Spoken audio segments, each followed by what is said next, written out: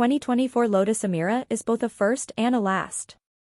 Naming a road gives it something like a personality, or at least a sense of drama. North Carolina Highway 209, aka the Rattler, needs no help with either.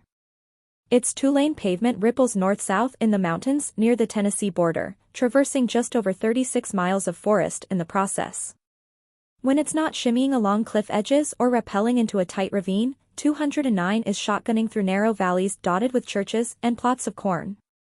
Some sections are so darkened by the tree canopy that shadows are rare on cloudless days, others offer breathtaking skyline views. Not all of those miles are famous. The Rattler's unofficial beginning sits roughly 12 miles north of 209's southern terminus, at the intersection of North Carolina State Route 1334, next to an old gas station and general store. Ride the Rattler, the sign reads. Starts here. Next 24 miles. 290 curves. The sign's center holds a drawing of a snake and a grinning skull. At the bottom, in smaller type, are the words Ferguson Supply, the name of the store, and Rattler shirts inside. Some people like their fun roads with drama, a story, and a t-shirt, others just want corners and straights and to get on with it. Because he likes all of the above but also stupid jokes, your narrator simply left that intersection at full rip while making a face like Graham Hill and dreaming up nerdy sports car riffs on movie titles, two-lane t-shirt, Apex through the gift shop, etc. Colin Chapman, the engineering genius and master pitchman who founded Lotus Cars, would probably have liked all of this. Dead since 1982, Chapman built his company on a mix of relentless innovation and staggering disdain for the status quo. Above all, he believed in the sales power of a good image, regardless of whether it aligned with reality. The Rattler doesn't much remind you of death or a snake, and you can't see that sign without wondering which came first, the road name chicken or the t-shirt shop egg. But if you are staring down the barrel of some 300 corners at the wheel of a mid-engine English bolide, it feels like you have arrived somewhere worth going, so you leave that intersection by whacking the throttle into next week.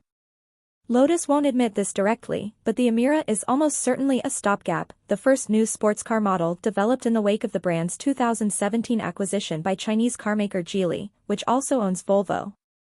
Geely has been pumping money into Lotus for years, investing in this car, yes, but also in everything from a new automated factory to an upcoming line of mass-market EVs.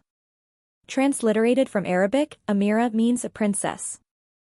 Fittingly, the Lotus's hardware is a kind of royalty, old of blood and long faded, if a bit shallow in gene pool. The Emira was launched in Europe for 2023 as a replacement for the aging Lotus Evora, a 2+2 sports car first sold in America for 2010. The former's bonded aluminum spaceframe is an update of the latter's, which makes it a kissing cousin to the chassis used in Lotus's smaller Elise, a model sold on our shores from 2005 to 2011 and with a platform rooted in the 1990s. The body is a raft of influences, some McLaren here, a dash of Ferrari there, doses of seashell, lady hip, eel, manta ray, clam, Volvo. No reasonable person who has been under an Evora will stick their head into an Emira's wheel well and think the two cars are anything but siblings. The Toyota-sourced 400 horsepower 3.5-liter V6 and the Aisin 6-speed manual transaxle are essentially Evora carryover pieces. A 360 horsepower Turbo 4 paired with an 8-speed dual-clutch automatic, both sourced from Mercedes-Benz, will